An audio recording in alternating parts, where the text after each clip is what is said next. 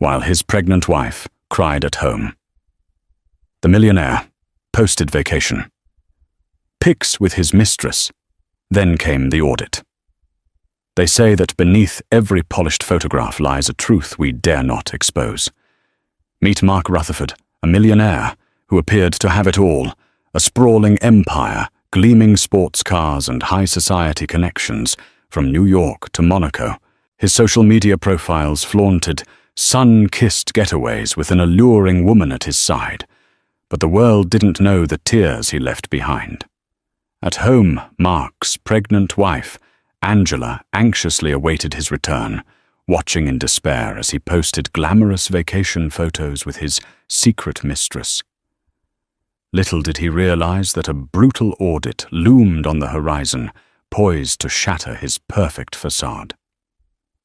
At first glance, the life of Mark Rutherford looked like a fairy tale. Hailing from a modest neighborhood in upstate New York, Mark had ascended the social and financial ladder at breathtaking speed.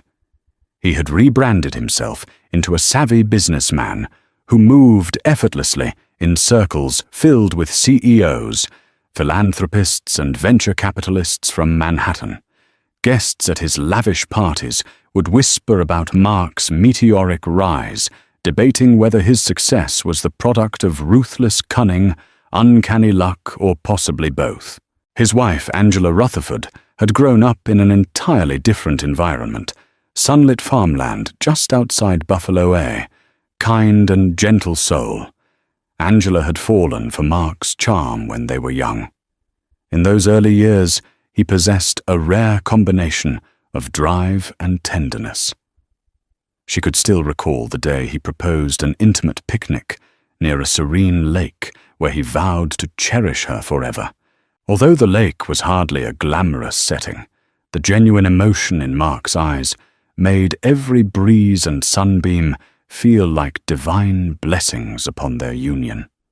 Their first few years of marriage were marked by humble dreams and long conversations about building a stable future.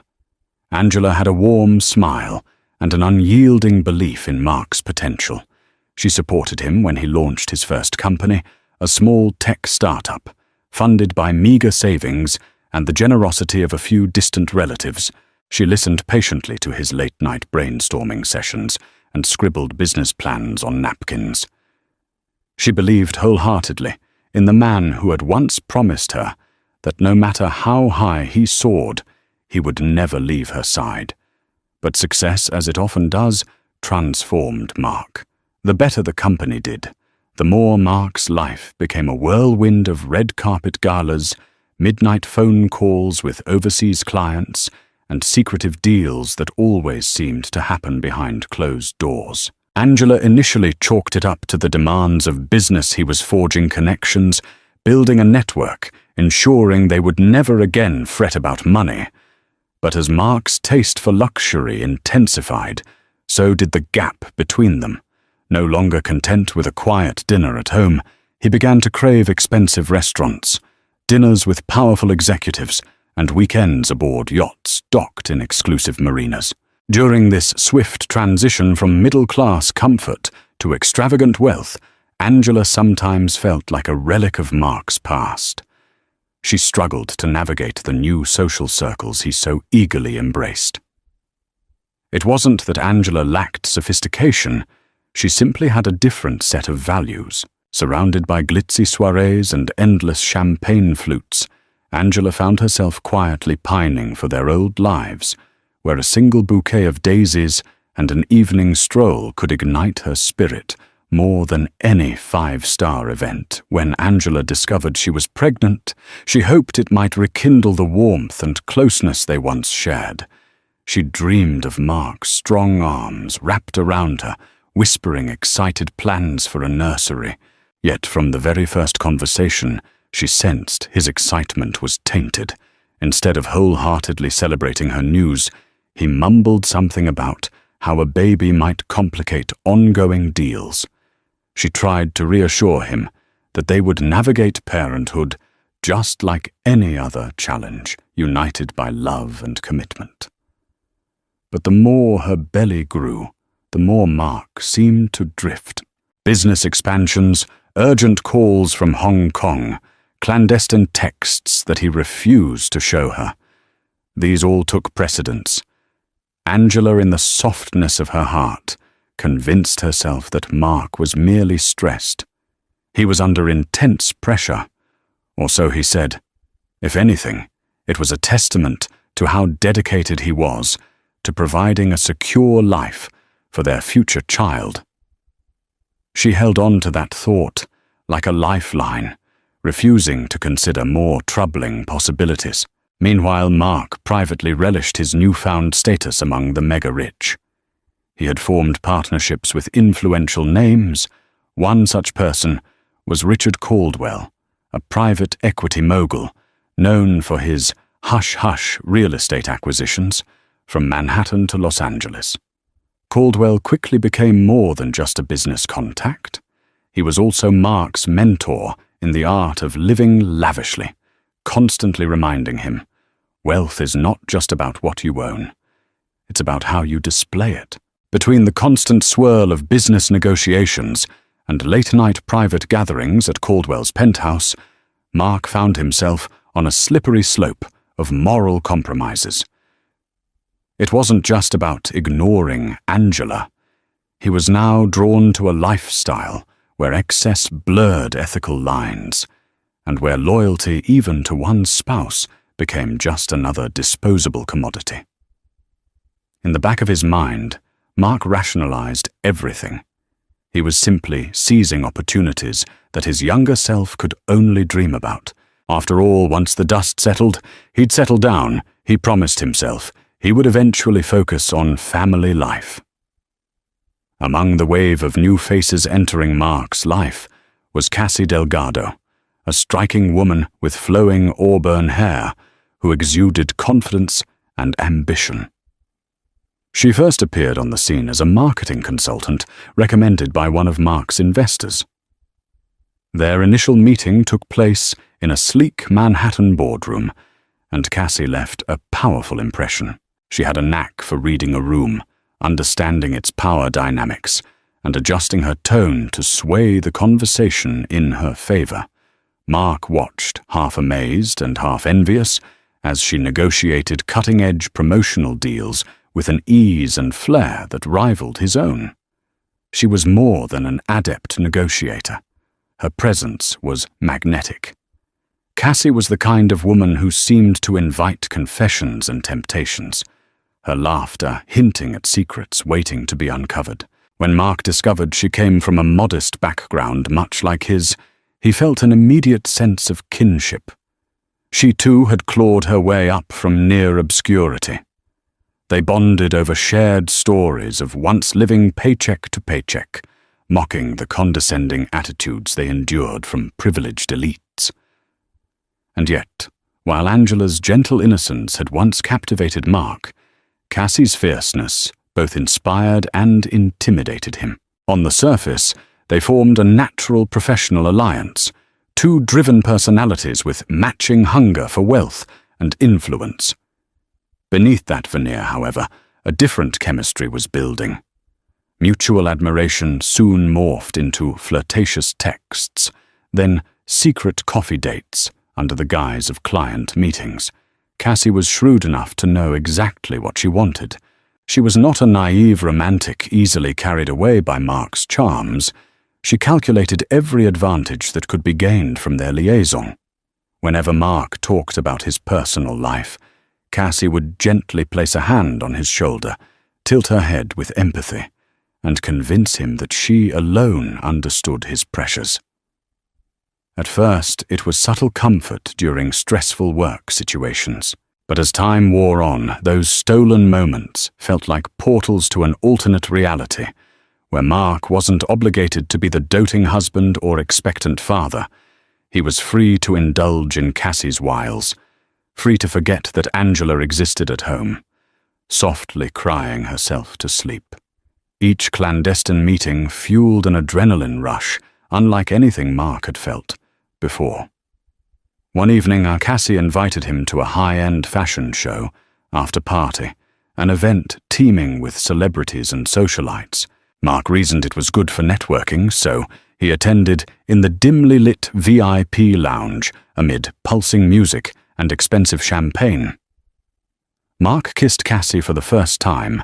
Angela was thousands of miles away in Buffalo for a prenatal checkup, but even if she had been in the same city, Mark doubted the outcome would have changed.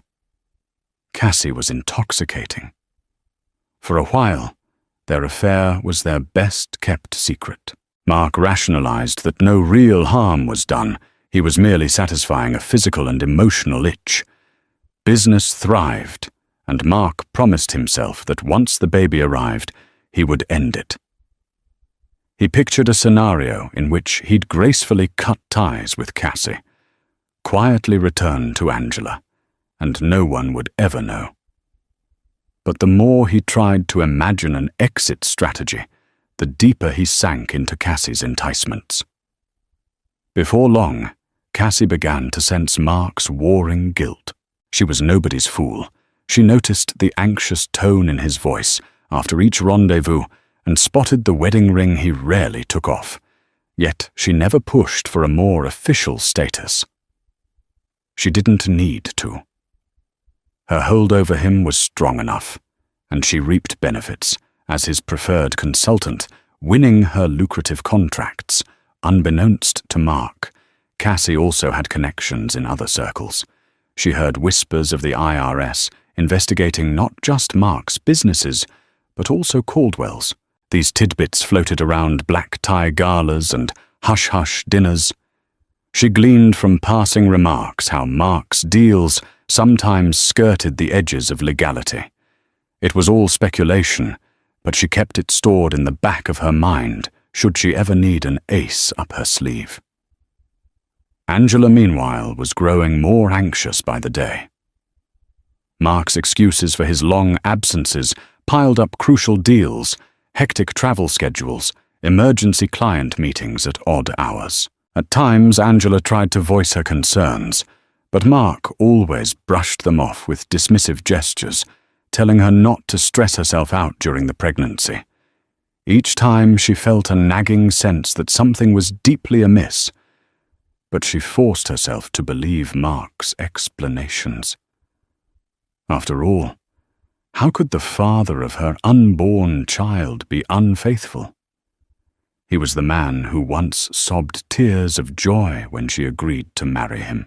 Yet on nights when the loneliness grew unbearable, Angela couldn't help scrolling through Mark's social media, analyzing every new post or tagged photo like a detective on the verge of an explosive revelation. She couldn't place it exactly, but she sensed that the radiant smile on Mark's face in those pictures wasn't the same one he reserved for her or once had. Something vital had changed. It was as if he had found a new source of excitement, leaving Angela feeling more invisible with each passing day. Angela had no idea that an even bigger betrayal was about to blow their world apart, that her husband's business partner was really a mistress, and neither Mark nor Cassie suspected that the glittering tapestry of their covert romance was about to be torn asunder by forces far beyond their control. After all, if there's one thing life teaches us, it's that no secret can stay hidden forever, and that a reckoning is inevitable when you've built your castle on shifting sand. At home, each day of Angela's pregnancy crawled by like a slow-moving storm cloud. She had hoped that her growing belly would be a beacon of joy for both her and Mark, proof that love could endure beyond the manic hustle of corporate life. Instead, she found herself more alone than ever. Friends suggested prenatal yoga, childbirth classes, or baby shower plans, but Angela found it hard to join in the celebrations. How could she rejoice when Mark seemed only half present?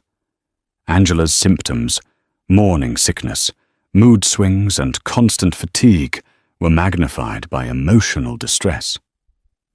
Nights brought panic attacks that left her trembling under the covers, her tears dampening the pillow. Where was the partner who had once held her tight, reminding her that everything would be okay. Where was the man who had promised to love her in sickness and in health? When she tried to reach out, the phone calls went unanswered or were hurriedly cut short. Mark's texts, once affectionate, devolved into bullet points of half-hearted excuses. He reassured her, big project in Hong Kong, investors in town, busy with conference calls, will be home soon. Angela yearned to believe these promises. But as the weeks went on, she could sense the widening gap. She sought solace in memories of happier times, the first months of their marriage, in a small but cozy apartment, the simple act of cooking dinner together, laughing at inside jokes no one else could understand. Now the mansion they called home felt like an empty museum, its gilded ornaments and plush furniture mocking her loneliness. The house staff, housekeeper, chef, and driver tried to care for Angela, but their presence only highlighted Mark's absence. One evening, determined to bring back a shred of normalcy, Angela arranged a special dinner complete with soft candlelight and her favorite homemade lasagna. She spent hours meticulously preparing each ingredient, all in hopes that Mark would come home and remember the love they once shared. She waited, her heart pounding at each passing minute. Midnight came and went, and by 1 a.m, the lasagna was cold and her tears were hot on her cheeks. Mark never walked through the door. Days blurred together in a monotonous cycle of doctor's visits and heartbreak. Angela's obstetrician, Dr. Viola Bancroft, gently advised her to minimize stress, emphasizing how harmful chronic anxiety could be for both mother and baby. Angela tried. She practiced deep breathing exercises, wrote in a journal, and consulted with a pregnancy counselor. In private moments, she'd place her hand on her belly, speaking softly to the life growing within her. She promised her unborn child that no matter what, they would be loved. Even if Mark never returned to them in the way he once was, Angela resolved to be strong. But that resolve wavered whenever Angela spotted something suspicious online. Mark's social media, once a tame collection of business achievements and philanthropic engagements, had transformed into a gallery of exotic beaches, poolside cocktails, and glamorous parties. And he wasn't alone in these photos. A beautiful red-haired woman, sometimes tagged as Cassie Delgado, appeared in the background, or sometimes right by Mark's side. The two looked far too comfortable, far too close.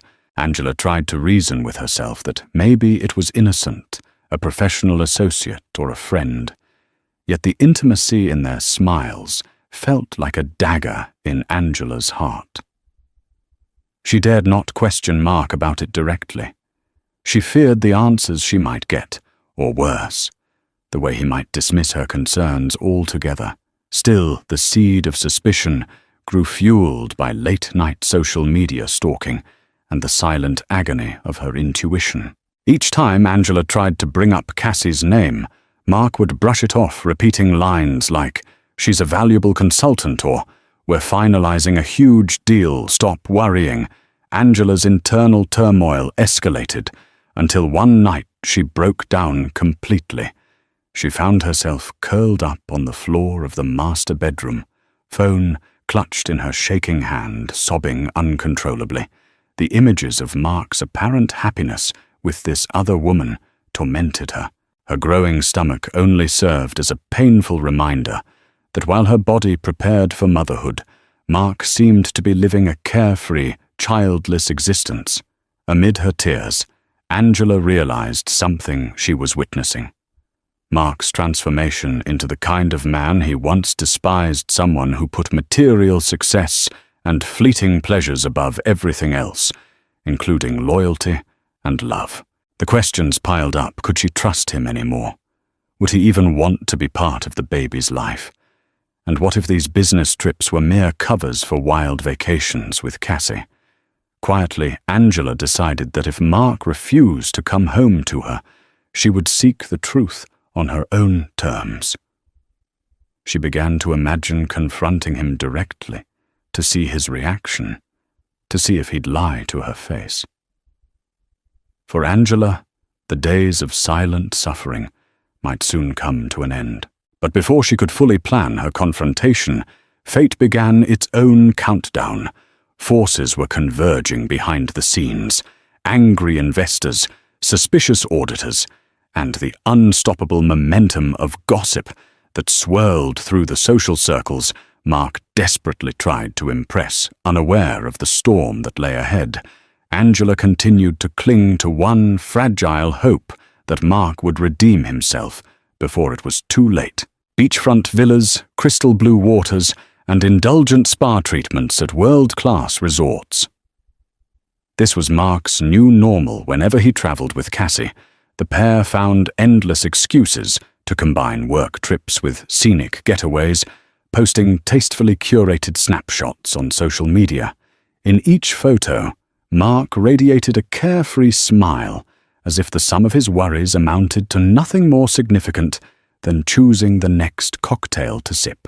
Cassie orchestrated every shot, understanding the power of optics. She took great care to capture Mark against a backdrop of towering palm trees, their fronds swaying above him like a king's canopy. In some photos, Cassie stood at the edge of the frame, an enigmatic figure sipping champagne. The images ignited social media buzz and gossip in their swanky circles. Who is that stunning redhead with Mark Rutherford? Is she his new business partner or something more? The speculation only added to the thrilling aura of their forbidden escapade. For Mark, the vacation pics served a dual purpose. First, they fed his ego. After years of hustling to get recognized by society's upper echelons, he relished every like, comment, and message praising his amazing life. Second, they were a form of self-deception. If he convinced the world he was happy, maybe he could stifle the nagging guilt in his conscience. Guilt about leaving Angela alone at home, pregnant and distraught. Of course, Mark conveniently never mentioned Angela in these posts, nor did he reveal the existence of an unborn child. He rationalized that it was a private matter, not suited for public consumption. When friends and acquaintances inquired about Angela, he'd respond with vague statements. Oh, she's busy preparing for the baby, or traveling isn't safe for her right now. He avoided deeper questions at all costs. The last thing he wanted was an unscripted interview on how his personal life was unraveling. Cassie, meanwhile, reveled in her rising social profile. She found herself tagged in photos by influencers and minor celebrities who recognized Mark's wealth and Cassie's clever marketing strategies. Doors to exclusive events opened, wider brunch invitations from industry heavyweights rolled in. Through all this, Cassie remained calculated. She encouraged Mark to spend more lavishly to cultivate a public image as a worldly magnate on the verge of major global deals. That meant private jets instead of first-class commercial flights, dinners at Michelin-starred restaurants, and suites in the most luxurious hotels. Mark complied, though each charge made his accountants and financial managers increasingly anxious. None of this extravagance occurred without cost. Mark's fluid capital was tied up in high-risk ventures. Liquidity was tighter than appearances suggested. He juggled lines of credit and questionable transactions, leaning heavily on Caldwell's counsel. Caldwell, too, urged Mark to keep the momentum of success going. Fake it till you make it was essentially their unspoken mantra. As long as public perception remained, stellar deals would keep flowing, and the heavy interest rates and balloon payments could be pushed further into the future.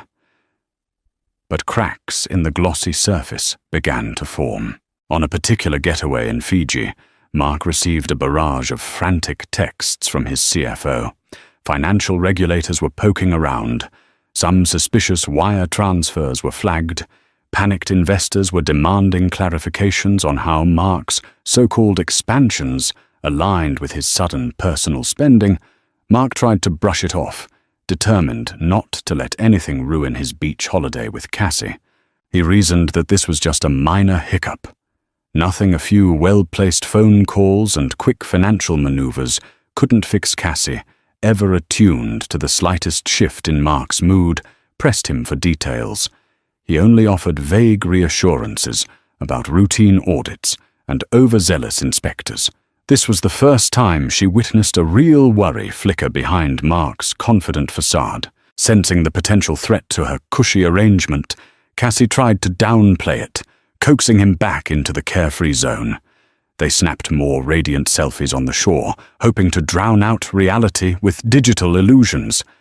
Unbeknownst to them, Angela was scrolling through these very pictures. At that moment, tears streaming down her cheeks as she recognized the hotel's name from a travel magazine. The woman in Mark's arms wasn't just a business partner. No professional consultant gazed at a client with such intimate adoration. Angela felt a sharp ache in her chest as she realized how little Mark cared about hiding his betrayal. The audacity of his posts was almost surreal. Desperation clawed at Angela's insides. Perhaps confronting him through a phone call where she could hear his voice break if he lied was her best shot at forcing the truth. Gathering her nerve, she dialed Mark's number. No answer. She tried again and again, only to be met with voicemail. Anger flared up in her, a rage she'd never felt before. This was no longer a series of unfortunate misunderstandings or too busy at work moments. This was blatant humiliation. In the background, the swirl of an IRS investigation was growing stronger.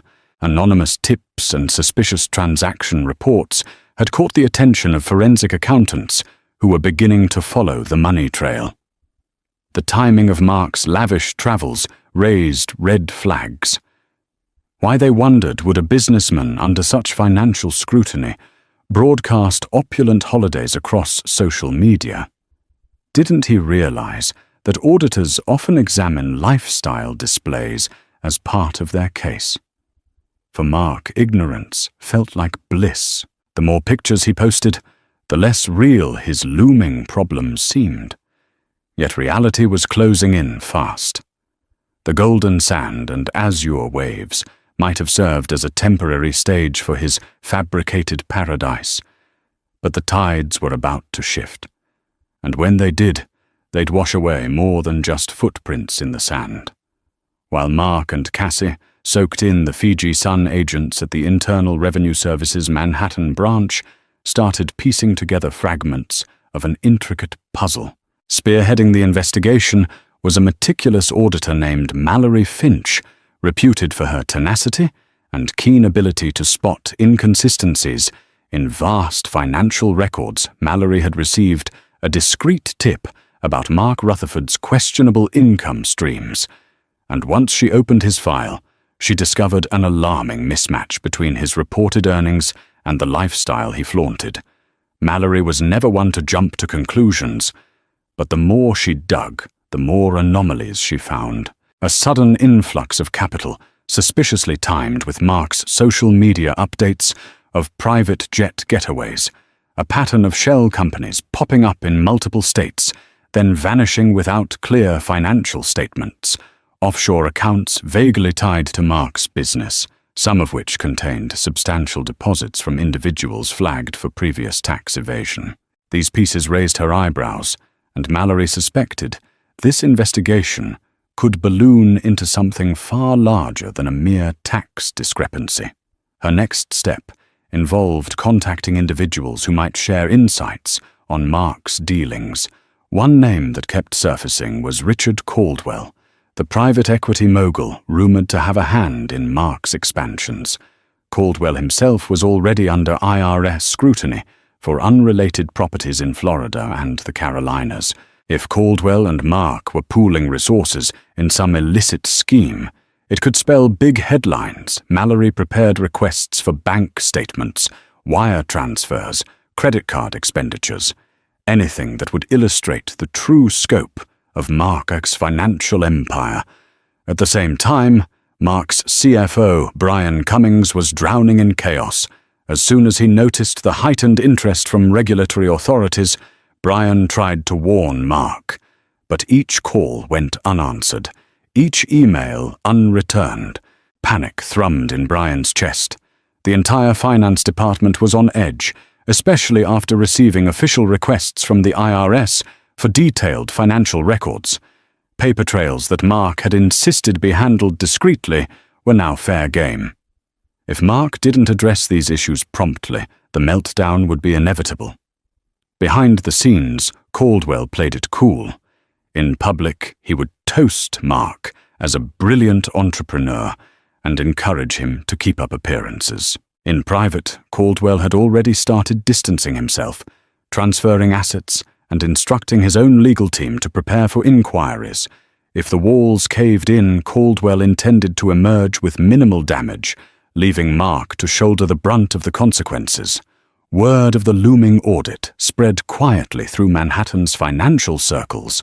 Bankers and lawyers connected to Mark had hushed luncheons, speculating about the magnitude of his troubles. Some predicted he'd face a heavy fine at best, or a full-scale criminal investigation.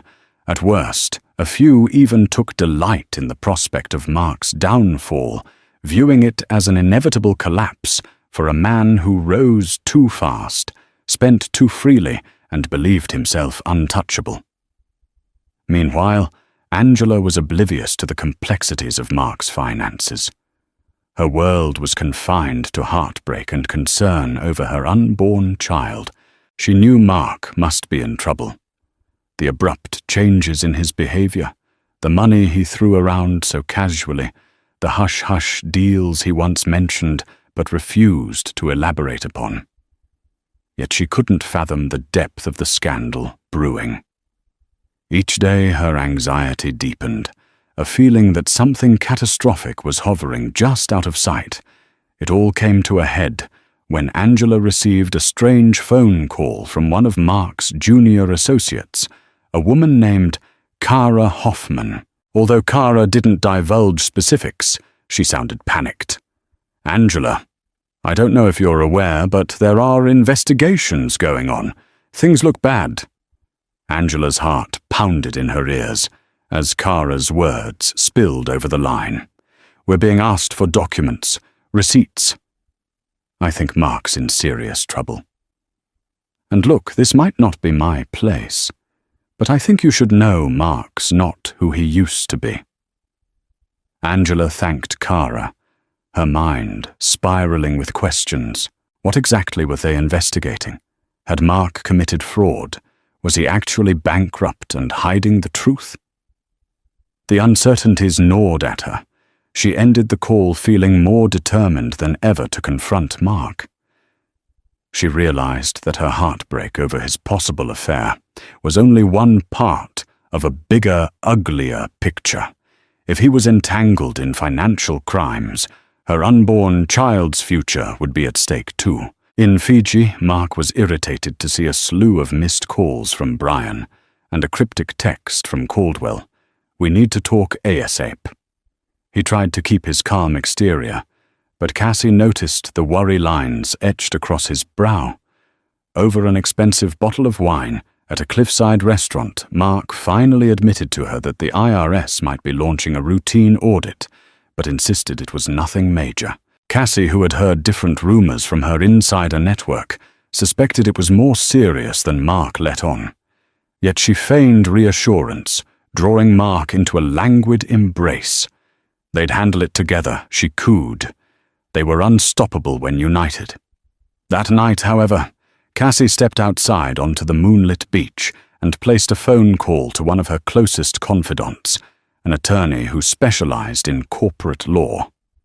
Just in case she wanted to know her rights and potential liabilities, if Mark went down, Cassie had no intention of going down with him. Far away from that tranquil beach, Mallory Finch and her team worked late hours, scanning through reams of documents. Something big was surfacing, a web of shell companies, unaccounted funds, and potential tax evasion, so blatant it nearly dared the authorities to react. As she compiled her findings, Mallory sensed a storm about to erupt. The wealthy always believed they could outrun the law, but in her experience, hubris was their undoing. She gave a final glance at Mark's social media feed, scoffing at the gall of a man who flaunted paradise while standing at the brink of a scandal. Angela stood at the top of the grand staircase, the late afternoon sun illuminating her pregnant silhouette as she awaited Mark's return. She had summoned every last shred of courage to do what she should have done weeks ago, demand answers face to face. The house staff, sensing the tension, made themselves scarce. Rarely did Angela request the entire household's presence be minimal, but now she needed privacy. She needed space to unleash her anguish without an audience. Finally, Mark entered, dragging a suitcase behind him. He looked exhausted, yet still wore that forced confidence he had perfected in boardrooms. Angela's throat constricted at the sight of him. This was the man she'd once adored, now nearly a stranger. "We need to talk," she said, her voice trembling with suppressed anger and hurt. Mark's immediate instinct was to deflect Angela. "I've just come off a long flight. Can we do this later?" He began massaging his temples dramatically, but Angela stood firm, crossing her arms protectively over her belly. "No, now." A tense silence fell between them in the marble-floored foyer. Angela had rehearsed this confrontation dozens of times in her head, but the actual moment felt surreal. She started with the obvious, his social media posts. She demanded to know who the woman was, whether Cassie Delgado was truly just a consultant. Mark tried to dismiss it as exaggerated rumors describing Cassie as a business partner who happened to be a close friend. Yet Angela's tears and fury dissolved any illusions. She raged at him for abandoning her during the pregnancy, for flaunting a lavish lifestyle, while she dealt with swollen ankles, hormonal surges, and sleepless nights alone. Her voice rose with each accusation. She brandished printouts of Mark's social media pictures, her hands shaking violently. "You think I'm stupid? Look at how she stares at you in these pictures." Her tears glimmered in the light, but her voice stayed sharp, revealing a hidden steeliness that Mark was unprepared for. Cornered Mark tried to justify himself. He mumbled about stressful deals and complicated emotions, as though that gave him a license to betray her. Sometimes I feel trapped. Our life, it got so big, so fast. I never wanted to hurt you." But Angela's eyes, filled with betrayal, told him that any excuse would be hollow. Then came the topic Mark dreaded most: the IRS investigation. Angela slammed a folder onto a nearby coffee table containing the messages and notices she had intercepted from Mark's CFO and legal team. "I'm not a fool, Mark. What's going on with our finances? Are we in danger?" Her voice cracked, revealing not just anger, but a profound fear for the baby's future. Mark went pale. Faced with no way out, Mark finally admitted pieces of the truth: that the IRS was scrutinizing his accounts and that Caldwell was under investigation. He glossed over the details, claiming it was merely a routine check, but Angela knew better.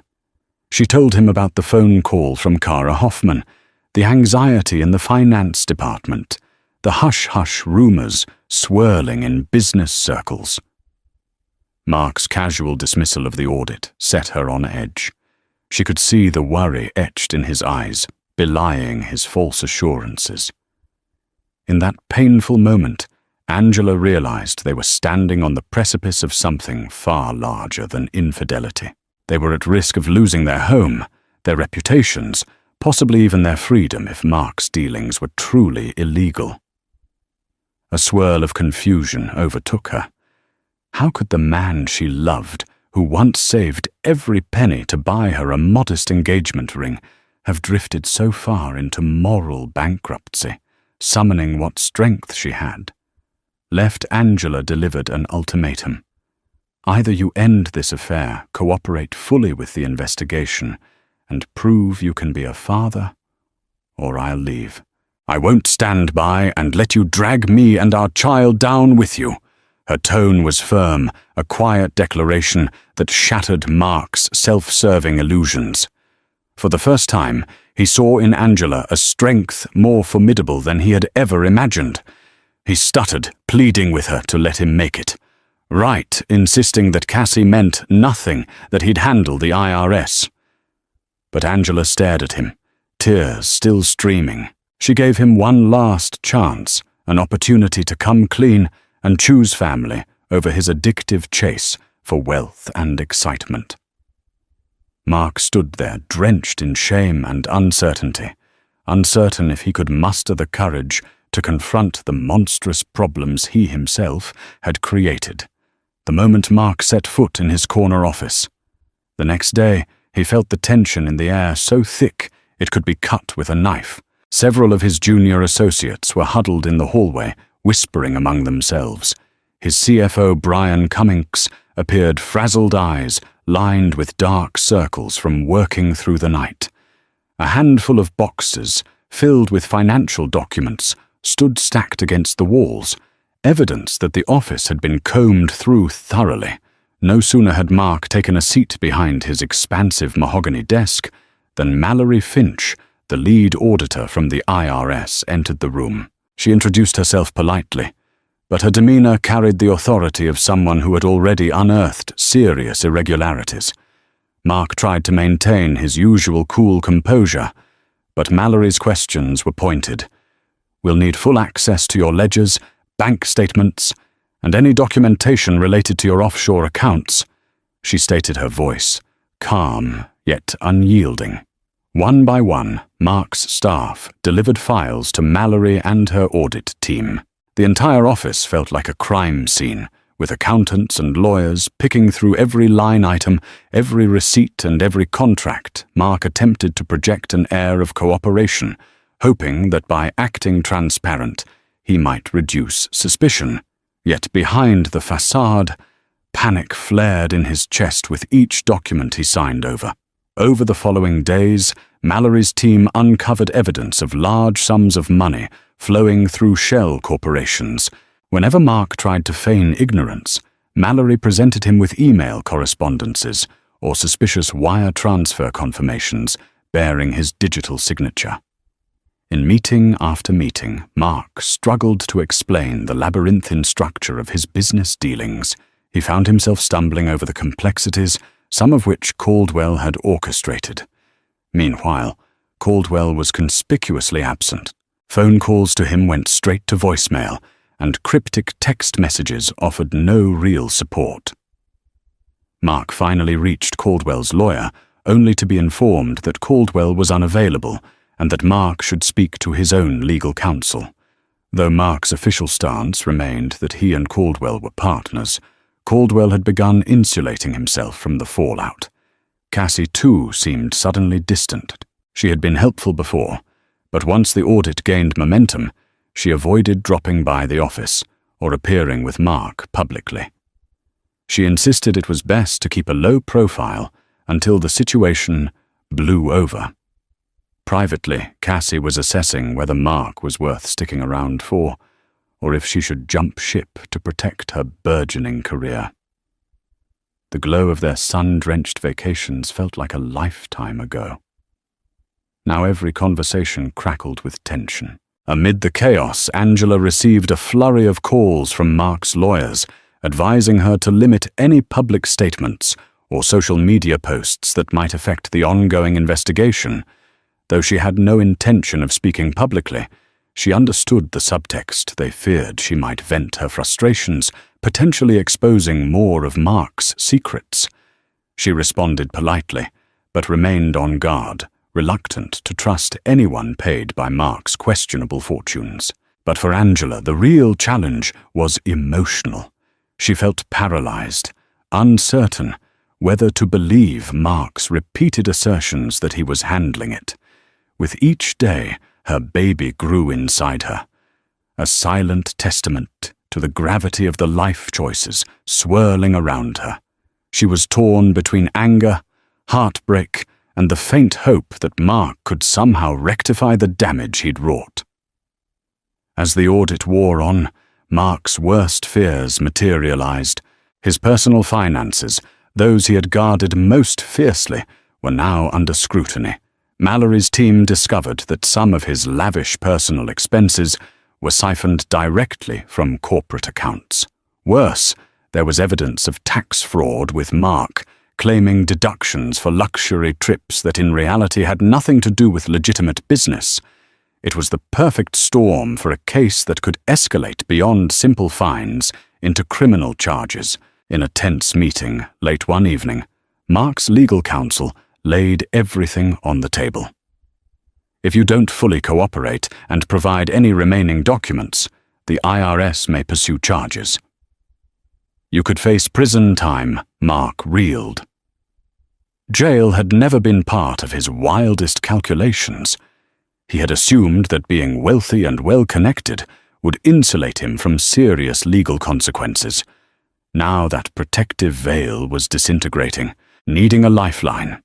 Mark attempted to reach out to Caldwell one last time. To his shock, Caldwell's phone was answered by a cold, automated voice announcing the number had been disconnected. A follow-up call to Caldwell's office revealed that the mogul was allegedly overseas for an extended period. Mark cursed under his breath, realizing he had been left to fend for himself in a lion's den. The man who had once toasted to their partnership was now vanishing like smoke. That night, Mark sat alone in his office, the city lights glimmering through floor-to-ceiling windows, reflecting off the scattered paperwork that spelled doom for his financial empire. He considered calling Cassie to vent or beg for comfort, but the prospect of another hollow reassurance made his stomach churn. As he stared at the final remnants of his once grandiose aspirations, a pang of regret rattled him.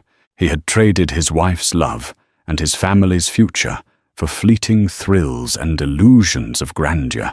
Now the audit threatened to expose every lie he'd told to Angela, to the world, and most damningly to himself. In the days that followed, the audit expanded, touching not only Mark's direct holdings, but also affiliated partnerships. News leaked, leading to sensational headlines.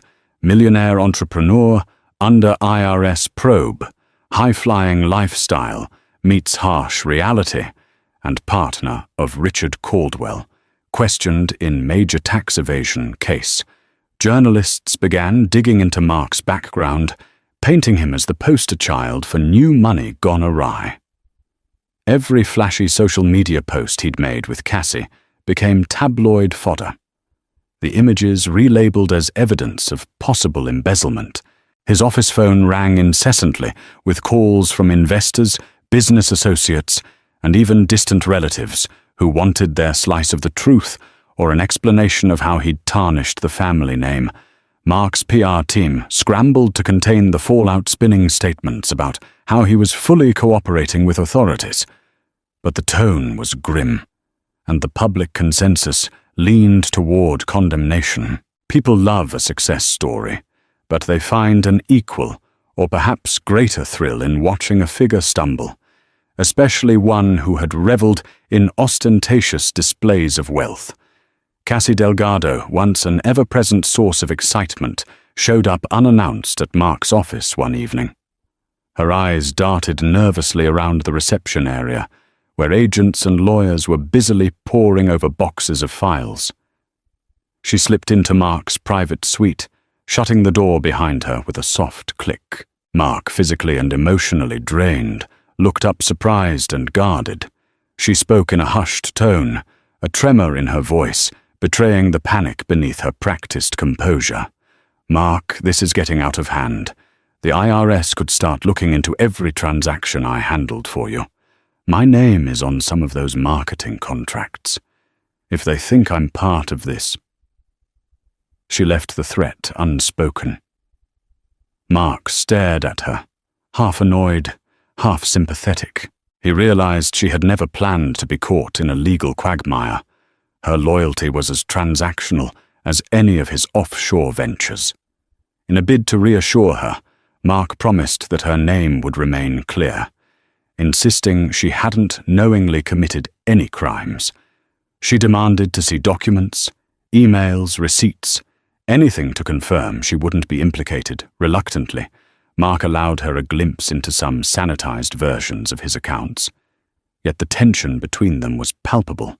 The illusions of a carefree relationship disintegrated under the weight of potential indictments. Cassie left the office with no promise of a future rendezvous. Meanwhile, Angela found herself navigating a different battleground. Mark's lawyers pressed her to sign documents that would shield certain assets under her name, presumably to separate them from Mark's precarious financial entanglements. Confused and wary, Angela enlisted a lawyer of her own. She wasn't about to let Mark's shady dealings ruin her credit or her standing, especially with a baby on the way. Protect yourself, her lawyer advised. You don't want to be tied to anything that could be seized if this goes south. At night, Angela wrestled with a storm of emotions. She was furious with Mark for placing her in such a precarious position, but also worried about the father of her child, potentially facing prison. Her moral dilemma festered. Should she stand by him in hopes that he'd transform back into the man she once loved? Or should she cut ties, safeguarding herself and her baby from the inevitable destruction? Amid this maelstrom, Mark's friend-turned-mentor, Richard Caldwell, maintained an enigmatic distance. Whispers circulated that Caldwell had fled to a non-extradition country, or was in the process of shifting assets to offshore havens. A single short letter from Caldwell's legal team arrived at Mark's office, disclaiming any responsibility for Mark's financial decisions. It stated, Caldwell was prepared to cooperate with authorities if he was subpoenaed. Mark felt a chill at the underlying threat. Caldwell might cut a deal that implicated him in exchange for leniency. In desperation, Mark tried to salvage at least one partnership. He invited one of his key investors, Michael Evans, a man he once considered a friend, to dinner at an upscale restaurant. The objective was to reassure Evans that the business still had potential, that Mark's personal troubles wouldn't sink their joint ventures. But over the flicker of candlelight, Evans drummed his fingers on the table and coldly remarked, I invested in your vision. Mark, not in your vanity. Now it seems all you cared about was flaunting money you didn't even have. The meal ended early with Evans walking away, refusing to share even a parting handshake. Humiliation sank heavily into Mark's gut. Doors that once opened for him, private clubs, elite investment groups were swiftly closing. Rumors and half-truths spread. People who had lauded him for his risk-taking brilliance now labeled him reckless or even criminally negligent. Each day felt like a war of attrition on his spirit, culminating in the knowledge that he had orchestrated his own downfall. In a final desperate effort, Mark turned to Angela, swallowing his pride. He arrived at the mansion late one evening, drenched by a sudden rainstorm, and found her in the living room, reading pregnancy guides by the flickering fire. Collapsing to his knees beside her, Mark pleaded for her forgiveness, promising to set everything right. He vowed to cut ties with Cassie and even threatened legal action against Caldwell, swearing he would devote himself to her and their unborn child if she would just stand by him through the audit. Angela listened with weary eyes. She wanted to believe him, yearned for the possibility of redemption. But trust is not an infinite resource. However profound her love might have been, it was battered and fragile now. Mark, she whispered, voice trembling. I need more than promises. I need a reason to believe you'll truly change for once. Mark had no clever comeback, no glib assurance. He simply held Angela's hands in his own, the silent tears mixing with the rainwater dripping from his hair. Yet in her mind, Angela couldn't shake the image of him, carefree on some exotic beach, while her tears stained the floors of an empty home. Whether he was truly remorseful or just desperate to avoid utter collapse, she couldn't quite discern. The inevitable moment came one crisp autumn morning. Mark received a summons detailing the IRS's intent to pursue charges of tax fraud, money laundering, and conspiracy to evade taxes. Although formal indictments had not yet been filed, the document spelled out enough to shake Mark to his core. If convicted, he could face hefty fines and potentially years behind bars. News outlets pounced on the story, fueling public outrage over Mark's ostentatious lifestyle at the expense of unpaid taxes and possible illegal gains. Overnight, he became a pariah. The viral hashtag #YoRutherford trended across social media, accompanied by pictures from his once vaunted Instagram feed.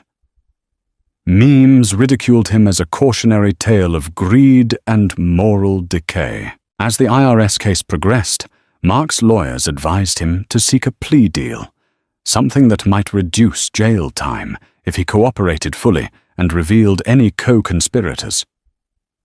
Mark balked at first. The mere idea of turning on Caldwell felt like a betrayal. But Caldwell had already disappeared from Mark's life, leaving a trail of plausible deniability. There was no loyalty to preserve anymore. In a tense meeting with his legal team, Mark agreed to provide detailed accounts of his transactions with Caldwell and the shady practices they had employed to mask income.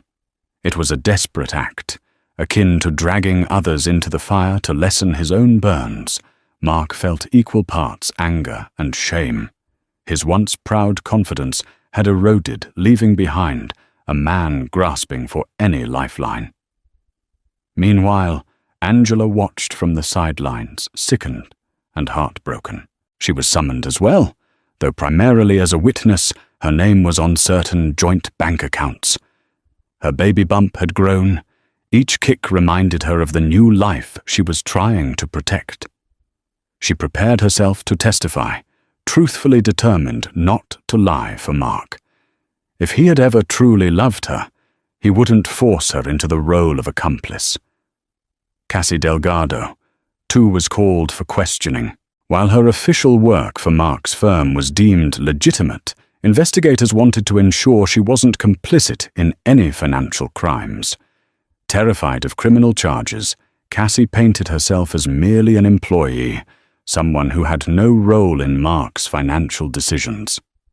She cooperated, answering every question about Mark's whereabouts, his corporate spending, and how business expenses often appeared suspiciously personal in nature. With her personal involvement clarified, Cassie walked away unscathed, albeit her reputation irreparably tarnished. The final blow to Mark's empire came with a court-ordered freeze on many of his assets. His mansion went into foreclosure, luxury cars were repossessed, and his bank accounts were seized, pending further legal proceedings. One by one, employees in his companies were laid off, fueling bitter resentment from families who relied on those paychecks. Mark couldn't meet payroll or vendor obligations. He watched helplessly as everything he'd built, the offices, the brand, the illusions, crumbled. Angela made the difficult decision to move out of the mansion before the bank officially reclaimed it. She refused Mark's tearful requests to stay by his side, insisting they needed space to reflect. She settled temporarily in a modest apartment near her parents, choosing to focus on her well-being and the baby's imminent arrival. Her lawyer had successfully shielded her personal finances, ensuring she wouldn't be dragged into Mark's legal vortex. On the day Mark finally accepted the plea agreement, reporters swarmed the courthouse steps, cameras flashed. As he walked in, his hair unkempt, dark circles under his eyes. The same man who once strutted in designer suits now wore a resigned expression and an off-the-rack outfit. In front of a judge, he spoke words he never envisioned uttering. "I plead guilty, Your Honor." The plea involved cooperating with ongoing investigations into Caldwell's network, offering testimony regarding their underhanded financial schemes. Though prison time was nearly certain, it might be lessened due to his cooperation. Standing in that courtroom, Mark felt a nauseating swirl of regret. He flashed back to simpler times, when a faithful wife, a small apartment, and a dream for a better life had been enough. How far he had strayed. Walking out to a chorus of shouted questions from journalists, Mark said nothing. His lawyer shielded him, guiding him into a waiting car. As they pulled away, he glimpsed a billboard on a nearby building.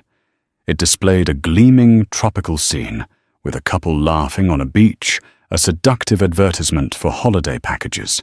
He closed his eyes, remembering his social media posts with Cassie under exactly such a sun. The irony was as bitter as the metallic taste of fear and regret on his tongue. In the ensuing weeks, Mark prepared for sentencing. The judge would weigh his cooperation against the severity of his crimes. He resided in a small, barren apartment, a far cry from his former luxury. The silence at night was deafening, and sleep evaded him. He alternated between making calls to his remaining legal counsel and drafting letters of apology to employees, to business partners, and most painfully to Angela. While Mark grappled with his new reality, Angela focused on hers. She continued prenatal checkups, often accompanied by her supportive mother. Away from the oppressive gloom of Mark's downfall, Angela found moments of calm, even happiness. She set up a simple nursery in her parents' home, painting the walls a gentle shade of yellow. As she folded tiny baby clothes, she felt a blend of apprehension and resolve. The future was uncertain, but she would not let Mark's mistakes define her child's life. As Mark approached his sentencing date, he met again with Mallory Finch, the steadfast IRS auditor who had spearheaded the case. Despite her unwavering professionalism, Mallory sensed the tragic undertones of Mark's journey. She had encountered dozens of wealthy individuals who believed themselves untouchable, but Mark's downfall seemed particularly steep. When Mark thanked her, an odd moment of gratitude to the person who had effectively unraveled his life, Mallory simply responded, "I hope this leads you to a better path." On a chilly winter afternoon, Angela went into labor, surrounded by her mother, her sister, and a compassionate medical staff. She brought a healthy baby boy into the world. She named him Daniel, honoring her grandfather. As she held her son for the first time, tears rolled down her cheeks. This was a new beginning, fragile, beautiful, and untainted by the sins of the father. Mark, informed by letter, received the news in his prison cell. He felt a pang of both joy and sorrow, imagining the life he could have shared with them, if only he hadn't succumbed to greed and self-indulgence. Restricted by concrete walls and razor wire, he could only dream of a day he might hold his child. He resolved that if he ever got the chance, he would be a better man. This real-life drama story of grandiose wealth, crushing betrayal, and hard-earned redemption reminds us that no amount of luxury can outweigh the value of loyalty and honesty. Mark Rutherford's rise and fall echo a stark warning beneath every glittering facade. Lie choices that can shatter families and futures if we allow greed to eclipse our moral compass. Angela's journey underlines the power of inner strength. By choosing integrity over complicity, she protected not just herself, but the next generation. Damian Blackwell wasn't born into wealth. He fought for it with the kind of ruthless ambition that made him as feared as he was admired. Standing at 6'2", with carefully styled jet black hair, Damian possessed an intensity that could either captivate or intimidate, depending on which side of his generosity you landed on. By age 35, He had turned a small real estate venture into a sprawling empire. His name was whispered at exclusive charity balls, and he was recognized by moguls in the business world. Tabloid columns loved to label him a self-made millionaire with a heart of stone, yet society columns fawned over him as the unstoppable visionary on the rise. Despite the rumors swirling around him, people craved his presence. They invited him to their galas and philanthropic events, hoping a portion of his Midas touch might rub off. He'd appear in the company of A-list celebrities. Oprah Winfrey once interviewed him on a short segment, calling him the real deal, and he'd been spotted at a fundraiser sitting next to Bill Gates discussing global real estate strategies. His was a name that opened doors, sealed deals, and turned heads. But behind the veneer of polished success lay a tangled personal life. Damien was married, though not everyone in his social circle knew it. And he also had a mistress, a younger woman named Charmaine Delgado, who was cunning enough to stand by his side when it mattered, and discreet enough to remain in the shadows until she chose not to. It all began one deceptively quiet morning in their New York penthouse. Damien sipping his black coffee, looking over spreadsheets of property acquisitions. Charmaine flipping through a luxury magazine, her eyes lingering on an article about extravagant parties. A dazzling idea began to form in her mind that would soon lead to chaos. The quiet secret of Damien's life was his marriage to Elizabeth Redwood. At 28, Elizabeth exuded a calm, regal grace. She had grown up in a well-respected family in Boston. Her father, Jonathan Redwood, was a high-powered attorney, and her mother, Catherine Redwood, was a socialite renowned for her philanthropic work. Unlike Damien, Elizabeth had come from money, but she carried her privilege with humility. She taught underprivileged children art in a non-profit school. The marriage was low-key. Elizabeth had never been much for public fanfare, and Damien was all too willing to keep his personal life private to protect his empire from scrutiny. Over the years, they had cultivated an image of a silent, behind-the-scenes couple, rarely photographed together, rarely attending events hand in hand. Some thought they were just close business partners. Others assumed they had parted ways. Only a few intimates knew the truth. But Elizabeth was pregnant, something she had confided only in her close friend, Bella Thompson. They were planning to tell the world in their own time, but the pregnancy was a delicate matter. She had suffered 2 miscarriages in the past, and the heartbreak made her cautious. So Elizabeth kept a low profile, preferring to rest in the couple's Connecticut estate, rather than remain in the hustle and bustle of the city. Damien's visits to Connecticut had grown infrequent. The demands of his business took him overseas, so he said. Elizabeth trusted him mostly. She had chosen to focus on her health, certain that once the baby arrived, their marriage would find renewed purpose. What she didn't know was that Damien wasn't merely away on business. He was in Manhattan often with Charmaine Delgado on his arm. And Charmaine was hatching a plan that would rattle the foundations of everything Elizabeth believed about her marriage. Charmaine Delgado was a woman who knew how to make an entrance. With chestnut brown hair styled in sleek waves, impeccable designer outfits, and a fierce determination in her hazel eyes, she had carved out a place for herself in high society, albeit on the margins of respectability. People whispered that she was Damien's mistress, but they also noticed that her circle included the wives of major hedge fund managers, fashion influencers, and even small-time celebrities who adored her lavish dinner parties. She wasn't satisfied with being a well-kept secret. Her ultimate goal was to become the next Mrs. Blackwell. She loved the taste of power she enjoyed at Damien's side. The hush money, The compliments, the exclusive events he brought her to, under the pretense of a business associate.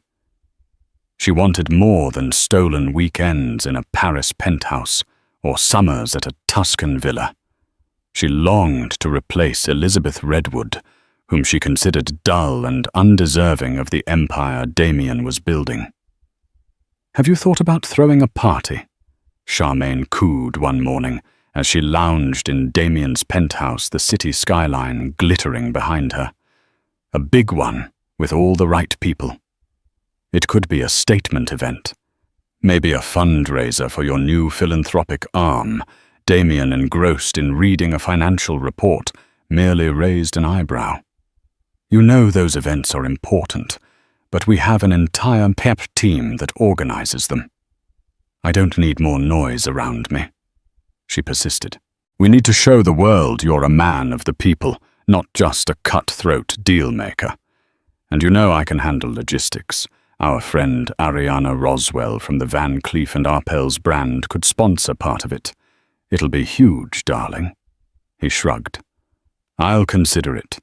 Right now, I'm more focused on finalizing a land acquisition in Dubai." But that was just the first step of Charmaine's plan. She knew a single social event wouldn't be enough to stir up the scandal that might eventually push Elizabeth aside. She needed something bigger, something personal. And an opportunity was about to present itself in the most unexpected way. Miles away, Elizabeth Redwood was experiencing a new wave of morning sickness in the Connecticut estate. Damien's presence had dwindled to phone calls, text messages. They were cordial, affectionate, even, but detached. He assured her he was overworked and traveling internationally, promising that once deals were settled, he'd be back for a calm, quiet life together, especially when the baby arrived. Late one night, Elizabeth felt an unsettling pang in her chest that had nothing to do with pregnancy. It was a sense that something was off. Her friend Bella had dropped by earlier in the day, showing her social media photos from a party Charmaine Delgado had thrown. Charmaine's Instagram stories were suspiciously replete with hints of a wealthy backer. The location was suspiciously similar to a penthouse Elizabeth recognized as one of Damien's properties in Manhattan. Elizabeth tried to stifle the jealousy, telling herself that this was just a business associate hosting a private function. But the uneasy feeling refused to go away. After all, rumors about an affair had trickled through her social circle for some time, but she had always dismissed them as petty gossip. Now the evidence was piling up, pictures of Charmaine in lavish settings that Elizabeth knew only Damien could access. She placed a hand on her small baby bump.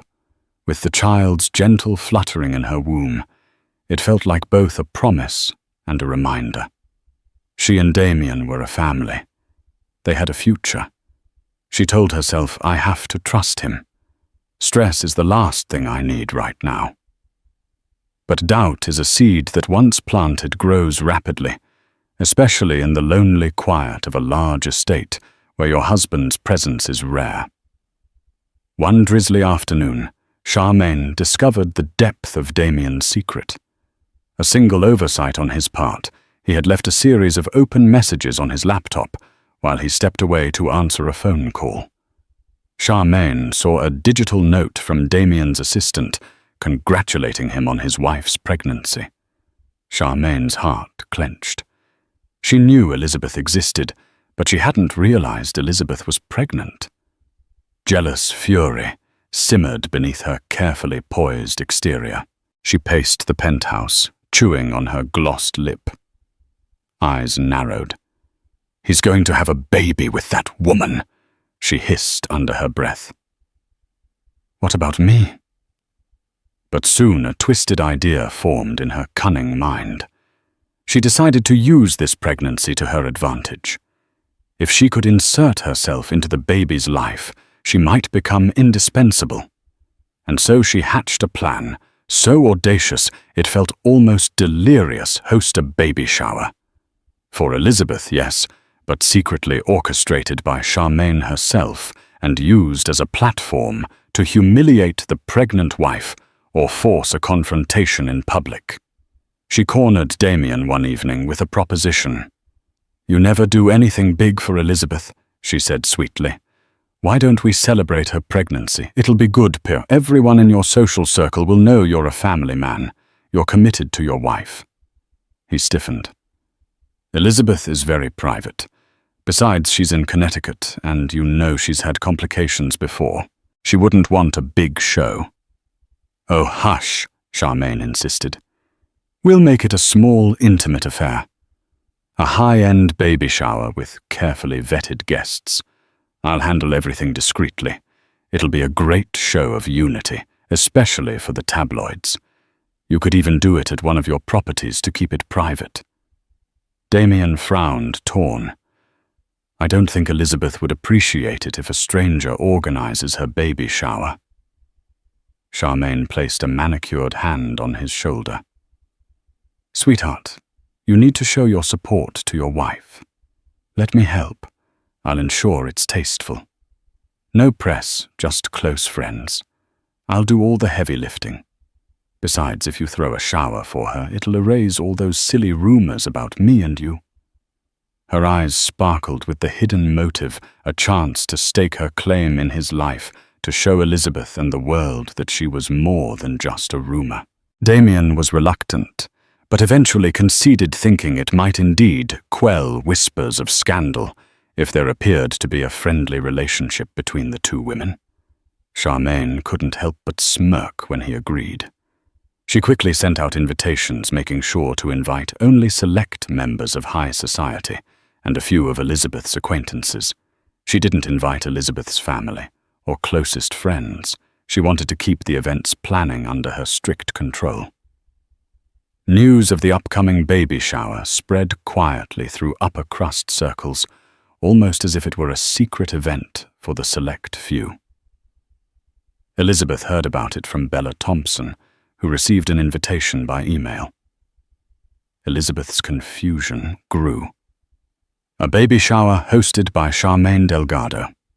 The name alone made her heart skip a beat.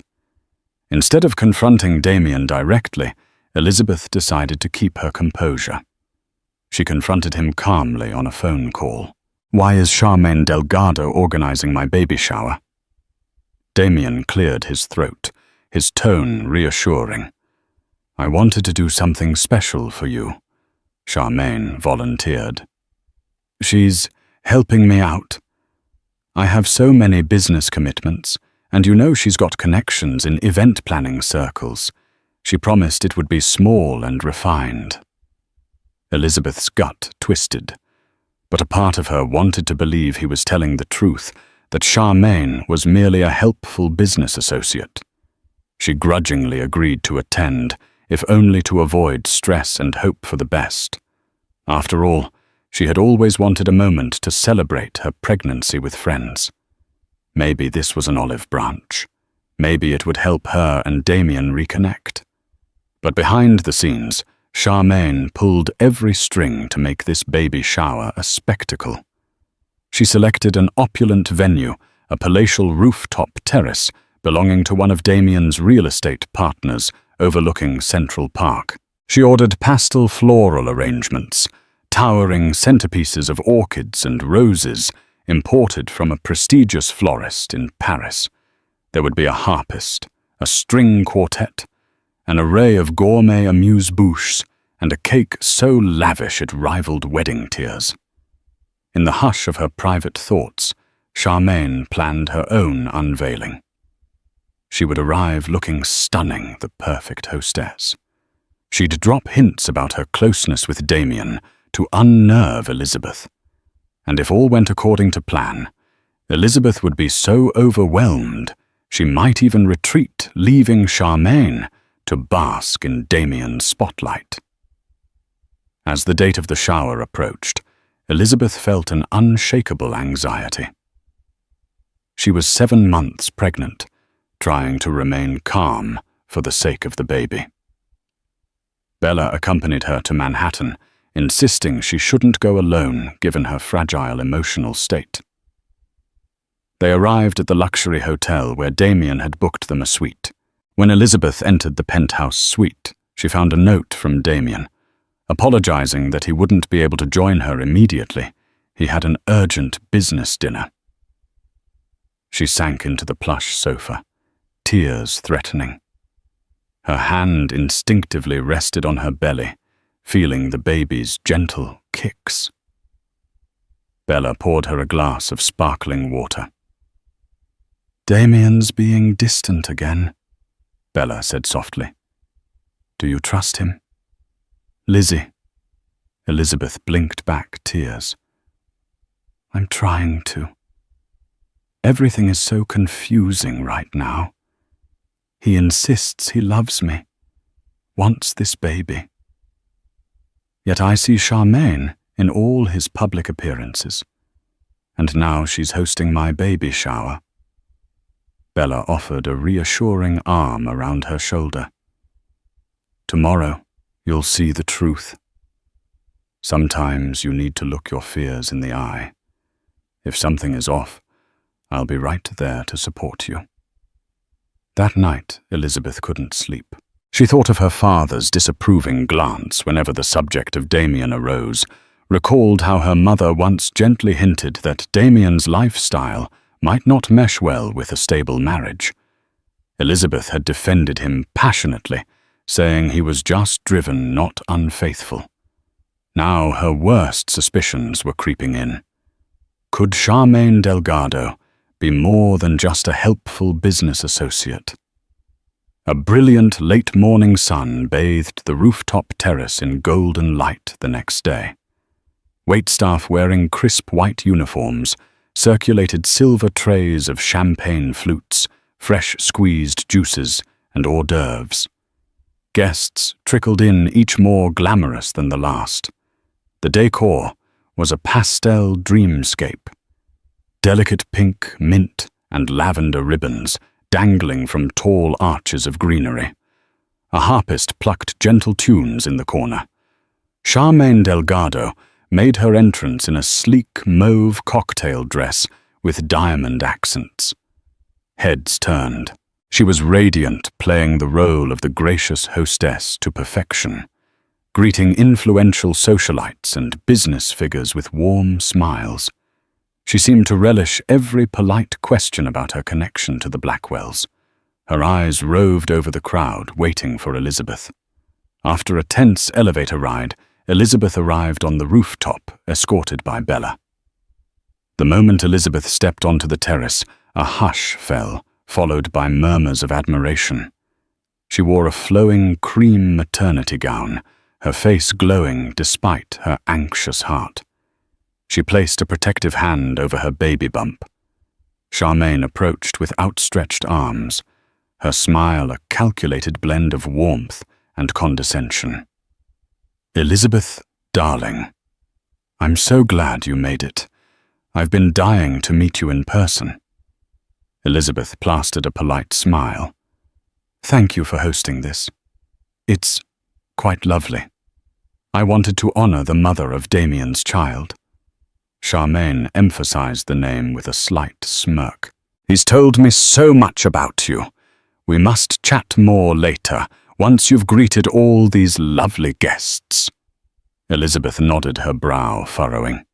As she glanced around, she noticed many faces. Some were her distant acquaintances, others complete strangers. Few of her real friends were here. It felt like Charmaine's friends, Charmaine's alliances. Elizabeth suddenly felt alien in what should have been her moment. Across the terrace, a small group of women huddled together, whispering and glancing at Elizabeth. She felt the sting of their judgment. Rumors about Charmaine's relationship with Damien had clearly reached these circles, and many were watching to see how Elizabeth would react. Damien himself was noticeably absent. An hour into the festivities, Elizabeth tried to make the best of it. She politely thanked each guest for coming, endured the cooing over baby gifts, and fielded vague compliments about how lucky she was to have such a supportive friend in Charmaine. Bella hovered protectively nearby, noticing the forced smiles and the subtle slights. "Lizzie, do you want to sit down?" Bella asked gently. "You look pale." Elizabeth felt overheated, but she forced a reassuring smile. "I'm fine. Just need a bit of water." Bella guided her to a seat. As a waiter brought over a glass of ice water, Charmaine reappeared, dragging along a tall woman named Harriet McAllister, a flamboyant gossip columnist for one of the city's scandal rags. Harriet was known for her sharp tongue and sensational headlines. She was exactly the kind of presence Elizabeth had wanted to avoid. Charmaine purred Elizabeth. "Darling Harriet here would love a quick chat about your plans once the baby arrives. She's a dear friend and does these wonderful pieces on society families." Elizabeth's stomach churned. She felt cornered. She recognized Harriet's byline stories about extramarital affairs, hidden marriages, and love children that sold out tabloids. With a forced graciousness, Elizabeth offered a handshake. "Pleasure to meet you." Harriet's lipsticked grin was disarming. "My readers would be thrilled to know about your journey. We rarely see you in public. Are you hoping to step into more philanthropic work?" After the baby, Elizabeth recalled her ongoing involvement with children's art education. "I've always been philanthropic, Harriet. My work with underprivileged children is where my heart lies." Harriet's gaze flickered to Charmaine, as if searching for a bigger story. "And how has Ms. Delgado here helped you prepare for motherhood?" Elizabeth swallowed her discomfort. "She's kindly hosting this shower. It's very thoughtful of her." Charmaine smirked, hooking an arm around Harriet's. "Damien trusts me implicitly with these sorts of things. We've collaborated on many projects." Elizabeth's heart hammered. She wanted to scream. Instead, she smiled politely, feeling a swirl of nausea. Harriet's eyes gleamed, sensing tension. "Well, I look forward to writing something wonderful," Harriet said, in a tone that implied she wanted to dig up drama. "Thank you both." As Harriet wandered away, Charmaine leaned in close to Elizabeth, lips curling in a mocking smile. "You must be so exhausted. Sure you can handle all this excitement?" "Dear," Elizabeth met her gaze firmly. "I'm fine. I hope Damien arrives soon. This is after all our baby shower." Charmaine's eyebrows arched, a spark of triumph in her eyes. "Oh, he'll be here. Don't worry. He wouldn't miss his own event." From across the terrace, Bella flashed Elizabeth a worried look. Something was brewing, and they both sensed that Charmaine had not yet played her final card. Mid-afternoon, a wave of murmuring swept through the guests. Damien Blackwell entered, flanked by a couple of his business associates. He wore a tailored charcoal suit, exuding confidence, even as tension pinched the corners of his mouth. Elizabeth mustered a smile as she approached him. He leaned down to kiss her cheek, whispering, "You look beautiful." She forced a smile. "Thank you." Without missing a beat, Charmaine swooped in, greeting Damien with an intimate hug that lingered too long. Elizabeth's jaw tightened. Some guests averted their eyes uncomfortably. Others watched eagerly for signs of drama. Damien cleared his throat. "Charmaine, you've outdone yourself. This is spectacular." She beamed. "Only the best for your wife." Her lips curved at the word, as though it were a faint insult. "Now, dear guests," Charmaine said, raising her voice to gather attention. "May I have everyone's attention for a moment? We have a very special surprise planned for Elizabeth and Damien." Two waiters wheeled out a multi-tiered cake adorned with sugar roses and a shining gold bee for baby Blackwell. Gasps of admiration rose among the guests. Charmaine continued, This baby represents a new chapter in the Blackwell legacy. We all know Damien is a man of ambition and power, but behind every great man is a great woman. Or so they say. Elizabeth, you're carrying his pride and joy, his future heir. Elizabeth swallowed, bracing for the spotlight. She felt a wave of relief that at least in this moment, Charmaine's speech sounded oddly supportive. But then Charmaine's gaze flicked to Harriet McAllister in the crowd. Sometimes Charmaine said, "The greatest test of love is how we handle adversity." And I think we all need to raise a toast to that. Because it's not just about the baby. It's about forging a future that might change the face of the Blackwell Empire forever. A hush fell as glasses were lifted. Elizabeth felt something ominous in Charmaine's words. Damien's expression was inscrutable, yet a slight twitch in his jaw betrayed tension.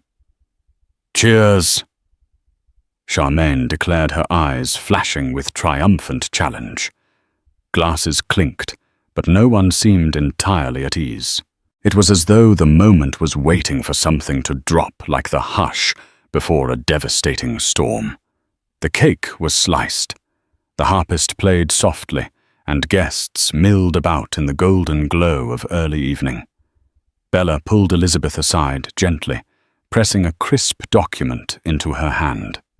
"Lizzie, this came by courier for you at the hotel front desk. It's from your father."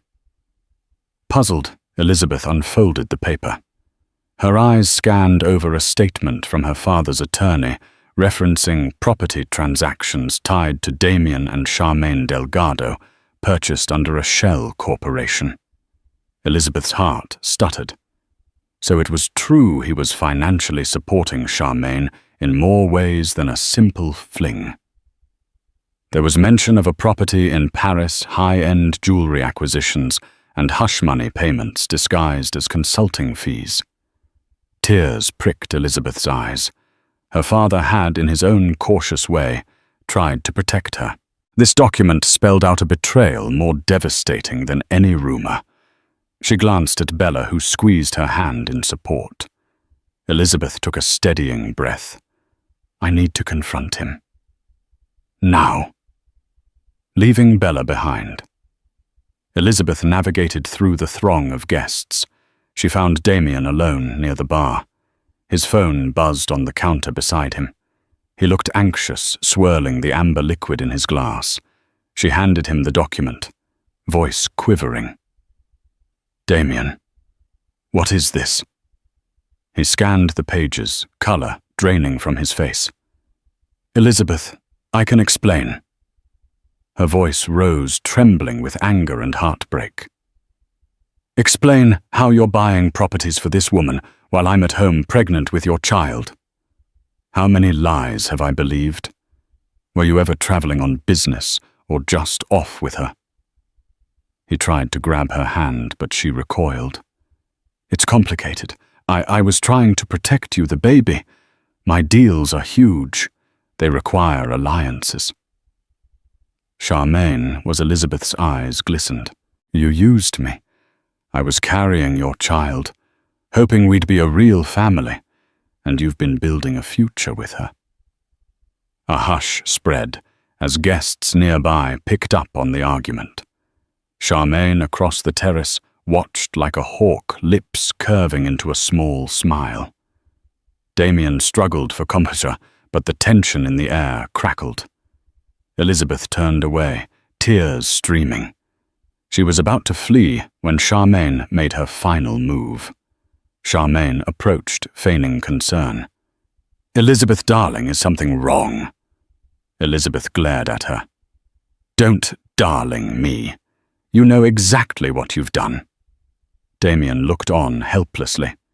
Charmaine battered her lashes, turning to the onlooking crowd. "My friends, please, let's give Damien and Elizabeth some space." Then, in a lower voice, she added, "We're all on the same side, right? This is Damien's baby, after all." Elizabeth's voice cracked. You have no business in my marriage. Charmaine smirked. I hate to be the bearer of difficult news, but you might want to brace yourself. She placed a hand on her own stomach. Because I'm pregnant too. Gasps rippled through the guests like an electric shock. Elizabeth's face went ghostly pale. The words seemed to echo, bouncing off the marble columns of the terrace. Damien's eyes widened in horror. What Elizabeth breathed, barely able to stand. Bella rushed to her side, supporting her. Charmaine's smirk deepened. Surprised Damien is going to be the father of my child? That's the real reason I planned this shower. A test run, if you will, for the bigger celebration.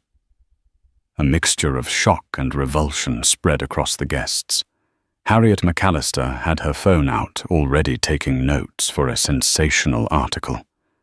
Elizabeth's trembling hand rested on her own belly. The heartbreak was overwhelming. She thought of the many nights she prayed for this pregnancy to be safe, while her husband created a new life with Charmaine. The betrayal was too immense to put into words.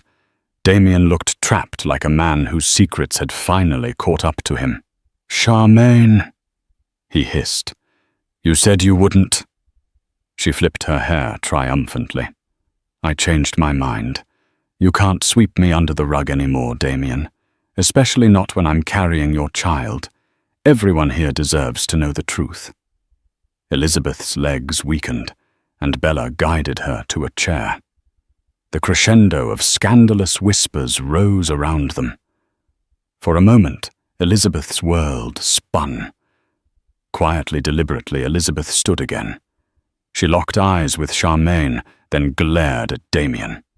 Her anger surged, adrenaline fueling her. She reached into her small clutch and pulled out a document, her official marriage license to Damien, along with a copy of their wedding certificate, sealed and signed by the state of Massachusetts. She raised her voice with as much composure as she could muster. You think you can come into my baby shower, my life, and pretend you have some rightful claim to my husband? Let me make something clear to everyone. Here I am, Mrs. Elizabeth Redwood Blackwell, and that is not changing unless I say so. She held the documents up for the onlookers to see. This is our marriage license, and we are legally married. This scandal you're trying to create will not erase that fact. Charmaine's composure wavered for a second, but she quickly regained her smugness. Legally married or not, I'm carrying his child. That's a bond you can't break. Elizabeth's tears were gone, replaced by anger and the fierce protectiveness of a mother. Get out of my face! Damien tried to step between them. Both of you calm down. This is not the place for Elizabeth turned on him with fury in her eyes. Not the place, Damien. You let your mistress plan my baby shower. You humiliated me in front of all these people. You might have impregnated her too, and you have the audacity to say this is not the place. He reached for her hand, but she pulled away. The tension in the air was suffocating. Harriet, phone in hand, was practically salivating at the unfolding drama. The hush gave way to frantic whispers. Some guests discreetly slipped away, wanting no part in the public meltdown. Others stayed transfixed as though watching a train wreck they couldn't turn away from. Elizabeth staggered, pressing a hand to her belly. Bella, alarmed, quickly came forward. We need to get you out of here, Lizzie. Charmaine sneered. Oh, the poor dear. Maybe next time she won't be so self-righteous when she's married to a man who can't stay faithful. Elizabeth's voice trembled with outrage. If I wasn't pregnant, I'd slap you right now. Bella, furious, snapped. Let's go, Lizzie. This isn't worth risking your health. They made their exit, the stunned crowd parting like the Red Sea to let the pregnant wife pass. Charmaine's lips formed a triumphant smirk, as though she had won something. But in truth, She had just ignited a scandal that would haunt all three of them. Damien hesitated a moment, torn between chasing Elizabeth and dealing with Charmaine. Ultimately, he rushed after his wife, leaving Charmaine in the middle of the shell-shocked guests. Harriet McAllister wasted no time snapping a covert photo of Charmaine's smug face. Later that evening, social media was ablaze with rumors of the fiasco. Several guests posted cryptic updates. Never seen a baby shower end with such fireworks. Harriet McAllister teased a big expose fueling interest in every corner of Manhattan High society. Back in the penthouse hotel suite, Elizabeth was inconsolable. She had locked herself in the bedroom while Bella tried to calm her down, urging her to rest, to think of the baby. When Damien arrived, Bella blocked his entrance. "Lizzie doesn't want to see you right now," Damien spoke in a low, urgent voice. "I need to explain." "Please, Bella." Bella's eyes flashed with protective fury. "Explain how you lied to her for months. How you not only cheated on her, but let your mistress host her baby shower." "Just go, Damien. You've done enough." The door cracked open. Elizabeth's voice, weak from crying, emerged. "Let him in, Bella. I need to hear what he has to say." Reluctantly, Bella stepped aside. Damien entered and found Elizabeth sitting on the edge of the bed. Her eyes read a box of tissues at her side. "Lizzie," he began softly. "I'm sorry. I never wanted this to happen." "Charmaine. Well, she was more than a fling, but never meant to replace you." She looked up, anger and heartbreak shining in her eyes. "Is she really pregnant?" He hesitated. "She says she is, but I haven't seen any medical proof. She blindsided me too. I swear I never intended for that to happen." Elizabeth let out a bitter laugh. "So it's a possibility. I was home carrying our child while you were off, impregnating someone else." He sank to his knees beside her. "There's no excuse. The truth is I got caught up. I was lonely traveling, dealing with pressure. We drifted apart, and Charmaine was available. I'm sorry." Tears streaked her face. "Lonely, I was lonely too. I lost 2 babies before this one. Remember, I needed you, Damien." His voice cracked. "I know, Lizzie. I failed you, and I'll spend the rest of my life making it right if you let me." She stared at him, an ocean of hurt welling in her eyes. "Right now, I need space. I need to protect my baby. I don't know if I can ever trust you again." Bella re-entered, guiding Elizabeth into the next room. "She needs rest, Damien. You should go." Damien stood, realizing the gravity of what he might lose. "Lizzie, I love you. I love our child. I promise, whatever it takes." His voice trailed off. Elizabeth turned away, tears dripping from her chin. "Just leave." While Elizabeth tried to recover from the emotional blow, Charmaine reveled in the aftermath. She sat in her own luxury apartment, scanning gossip websites. They'd already begun posting sensational headlines. "Millionaire, real estate, mogul faces baby shower scandal, 2 women. 1 baby or 2. She sipped champagne. Smiling at the tabloid photos, one showed Elizabeth, tear-streaked, holding the marriage license aloft.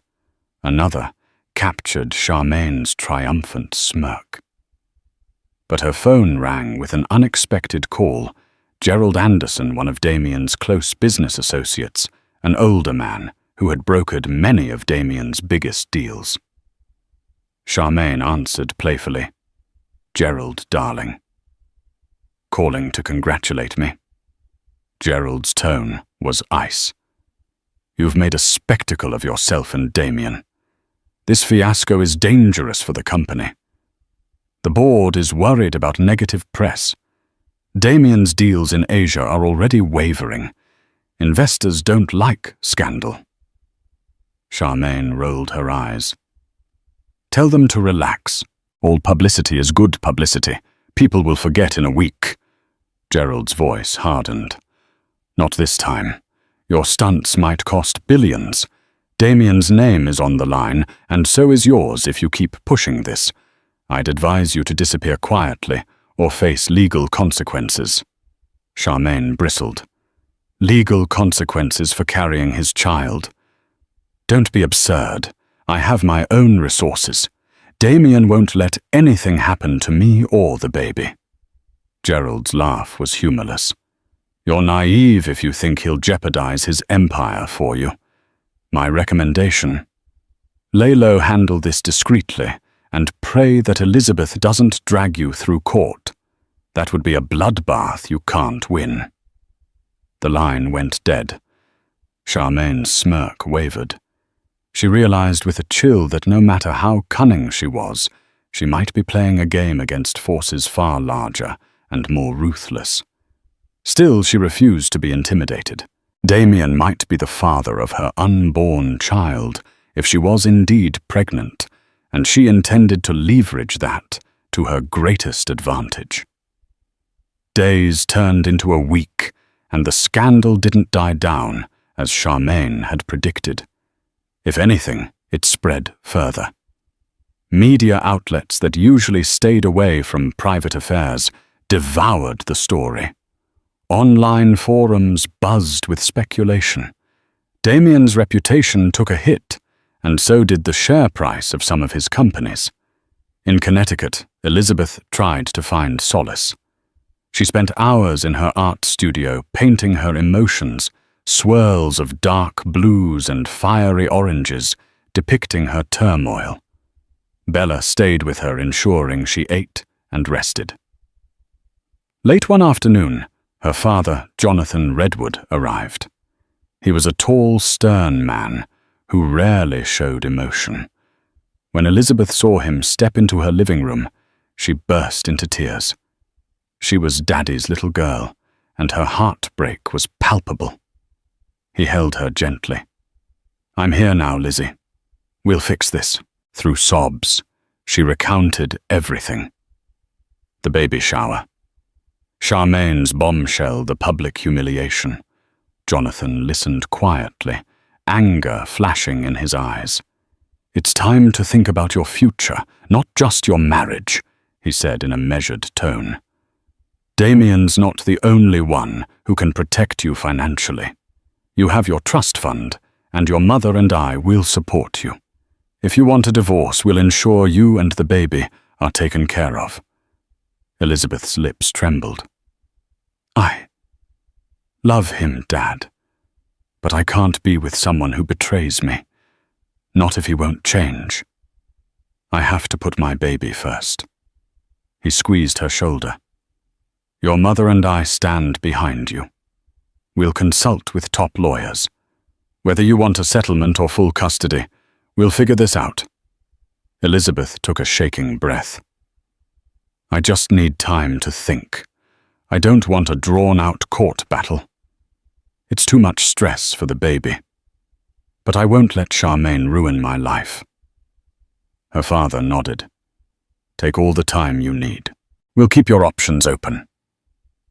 In that moment, Elizabeth felt a seed of strength. She might have lost faith in her marriage, but she wasn't helpless. She had her own resources and a powerful family behind her. She vowed not to let her child suffer because of Damien's mistakes. Meanwhile, Damien scrambled to contain the fallout. He held emergency meetings with his PR team and business partners. They devised a strategy to minimize damage, releasing a statement that personal matters are being handled privately and urging the media to respect the family's privacy. But the tabloids thrived on scandal, and every new rumor about Charmaine's alleged pregnancy fueled more headlines. Damien left countless voicemails for Elizabeth. She rarely answered, speaking only when absolutely necessary, mostly about her doctor's appointments. Desperate, he drove to Connecticut unannounced, ignoring his schedule of business calls. He found Elizabeth in the backyard garden, tending to a patch of hydrangeas. She looked serene, though heartbreak lingered in her eyes. Bella, seeing Damien approach, quietly slipped inside. Elizabeth rose, wiping her hands. "Damien." He swallowed hard. "Lizzie, I know you need space, but I had to see you." She shrugged. "I'm guessing your board is demanding that you fix this mess." He sighed. "They are. But that's not why I'm here. This is about us, our baby. I'm sorry I let Charmaine get so close. I was an idiot letting her host that shower. And if she's really pregnant, I'll deal with it." Elizabeth inhaled slowly, the weight of her sorrow evident. "I'm not sure there's an us to fix anymore, Damien. You humiliated me. You lied. You might have fathered another child. How do we come back from that?" He stepped closer, voice cracking. "By remembering what we had, what we still have. We've always been there for each other, especially after our miscarriages. Don't let Charmaine's scheming tear us apart." Elizabeth bit her lip. Memories of their wedding day fluttered in her mind, the quiet vows, the sense of hope. Could she forgive him? Finally she spoke. "I can't just snap my fingers and pretend everything's okay. I need to see you genuinely change. I won't raise this baby in a broken home. But I also won't let you walk in and out as you please. It's all or nothing."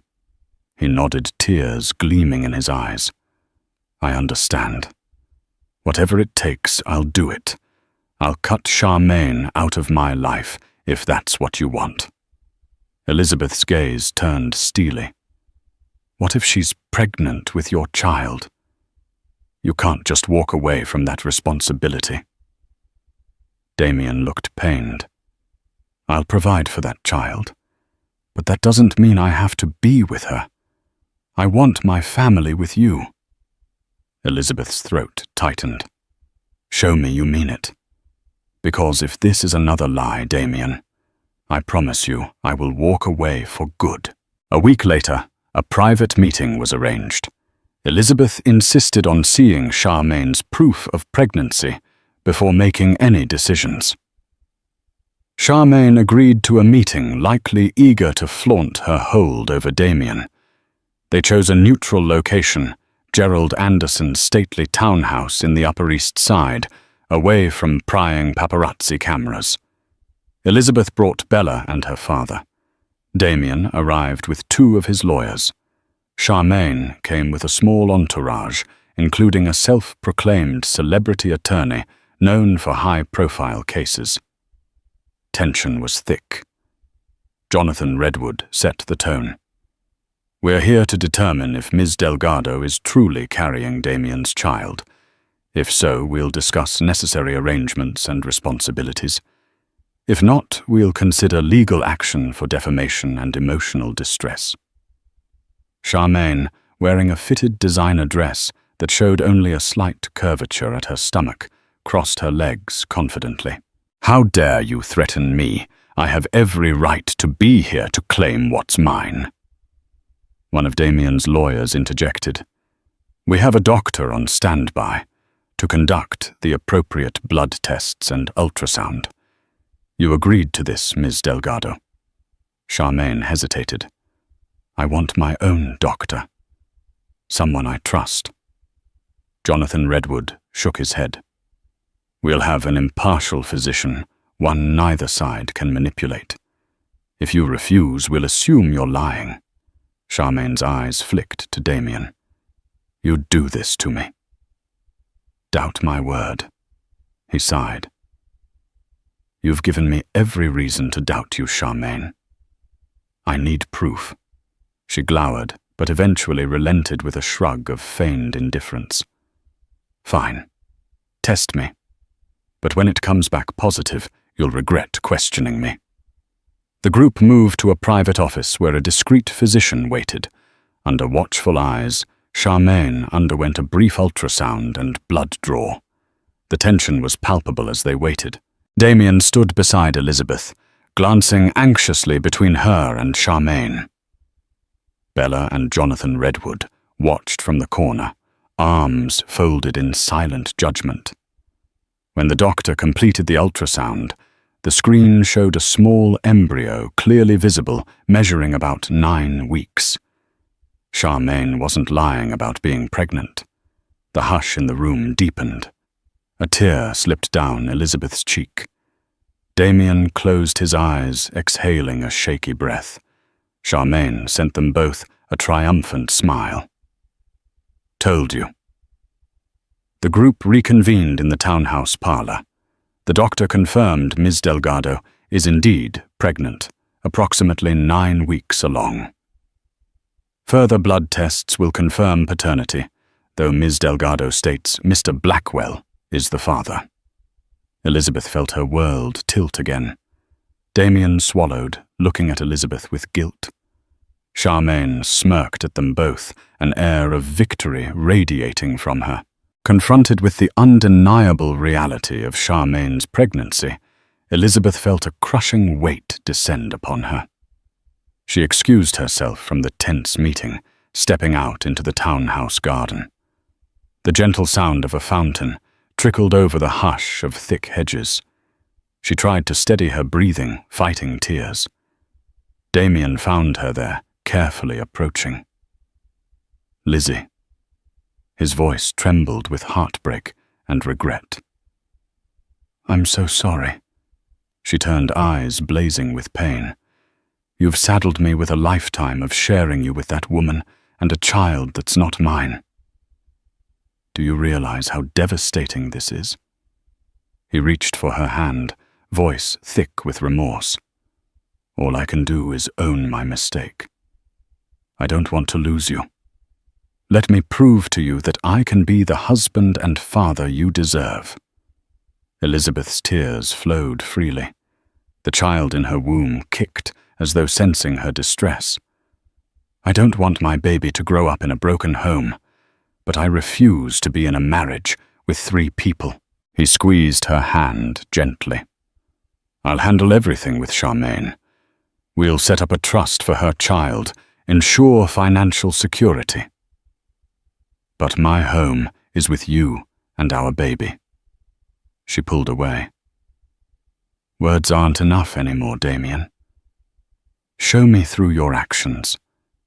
If you think I'm going to live under the same roof with you while you juggle some arrangement with Charmaine, you're wrong. I'm staying here in Connecticut until I decide what's best for me and the baby. He nodded, tears glistening. I understand. With that, they returned inside. Charmaine looked at them smugly. Jonathan Redwood gave her a cold stare. We'll be in touch regarding legal arrangements. Until then, do not contact my daughter directly. Any communication goes through me or her attorneys. Charmaine flipped her hair. Damien, you know how to reach me if you need anything, especially with the child's appointments. Elizabeth's heart clenched. Without another word, she left, followed by Bella and her father. Damien lingered behind a silent desperation in his eyes. The lines were drawn. The story exploded in the media once Harriet McAllister got wind of Charmaine's confirmed pregnancy. The tabloids had a field day with headlines like Millionaire's double-duty wife and Mistress both pregnant. Late-night hosts made snide jokes. Online comments ranged from sympathy for Elizabeth to outright mockery of Damien's lack of fidelity. Elizabeth retreated to Connecticut, turning off her phone for days at a time, focusing on her health and painting to channel her emotional turmoil. Bella stayed with her, creating a buffer against the swirling press. Jonathan Redwood consulted with divorce attorneys, property lawyers, and PR strategists to weigh every possible outcome for Elizabeth. Damien did his part to distance himself from Charmaine, if only to placate Elizabeth and salvage his marriage. He cut off personal contact channeling communication through his lawyers. He tried to focus on his business acquisitions, but investors grew skittish. The scandal had tarnished his brand. He faced a crisis in Asia when a major partner threatened to pull out unless he resolved his domestic issues. Charmaine, for her part, attended a few public events, flaunting a small baby bump lapping up the media attention. She granted Harriet McAllister an exclusive interview, painting herself as the wronged woman who had accidentally fallen in love with a powerful man. She teased that she still believed Damien would choose her if Elizabeth walked away. Despite the bravado, she was beginning to fear the Redwood family's legal might. As Elizabeth neared her 8th month of pregnancy, her doctor worried about her elevated stress levels. She decided that for her baby's well-being, she needed clarity even if it was painful. She summoned Damien to Connecticut for a final decision. They sat in the sunroom, where the afternoon light filtered through tall windows. Elizabeth wore a simple linen dress, her large belly a testament to how close she was to giving birth. Damien, looking weary and older than his years, sat across from her. Bella remained nearby, silently supportive. Elizabeth spoke first, her voice calm but resolute. "I've had time to think. My father is willing to help me file for divorce the moment I decide it's over. But I don't want to make a choice I'll regret just because I'm angry." Damien listened intently, clasping his hands. She continued, "I love you. I want our child to have both parents. But I won't be humiliated or lied to. If I stay, I need to know Charmaine is out of our life in every possible way, except for the child you'll need to support. That's unavoidable, but I will not have her at family events in our homes or near me." Damien's eyes brimmed with tears. "I swear, Lizzie, I'll do whatever it takes. I want to raise our child together, and I'll protect you from her. I made a mistake, a catastrophic one, but I refuse to lose you because of it." She inhaled shakily. "Charmaine won't go quietly. You've seen how she craves attention. She's going to hold this child over your head, and she might stir up more drama. If it becomes too toxic, I'm gone." He nodded. "I understand. I'll sign any post-nuptial agreement you want. We can set up a legal framework for Charmaine's baby. Child support visitation. Everything will go through attorneys.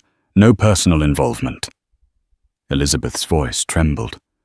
"I'm giving you one last chance, Damien. Don't betray me again, because I won't survive another heartbreak." He moved to kneel in front of her, gently placing his hand on her belly. "Thank you," he whispered, "for giving me a chance to be a better man for our baby." She placed her hand over his tears, spilling. "Don't waste it." A month later, Elizabeth's contractions began late at night. Bella drove her to the hospital, and Damien rushed from the city the moment he got the call, in the sterile glare of the maternity ward. Elizabeth labored through hours of pain, her screams echoing in the corridor. Finally, a healthy baby girl was delivered, wailing with robust life. Damien broke down in tears when he first held his daughter, whispering thanks and apologies to Elizabeth. Exhausted, she smiled weakly, letting him kiss her forehead. There was a sense of fragile unity in that moment. Over the next few days, Elizabeth stayed in the hospital, regaining strength. Damien remained by her side, doting on the baby. Bella and Jonathan Redwood visited, offering cautious support. A swirl of media inquiry buzzed outside, but the hospital maintained strict privacy protocols. The Redwood name carried weight, ensuring Elizabeth could recover in peace. As Elizabeth held her newborn daughter, warmth filled her chest. Love, hope, and determination to protect this precious child. She watched Damien cradle the tiny girl who had his dark hair and her soft features. For a moment it felt like they were a real family, untainted by scandal. But reality loomed. Charmaine was nearing the midpoint of her pregnancy, and she would soon deliver a child who shared Damien's DNA. That future weighed heavily on Elizabeth's heart, even as she tried to savor the bliss of new motherhood. Elizabeth decided to move back to the Connecticut estate, permanently away from the city's gossip. Damien agreed, hoping to rebuild their relationship in the tranquility of the countryside. He spent more days commuting between the city and the estate, determined to show Elizabeth he was committed.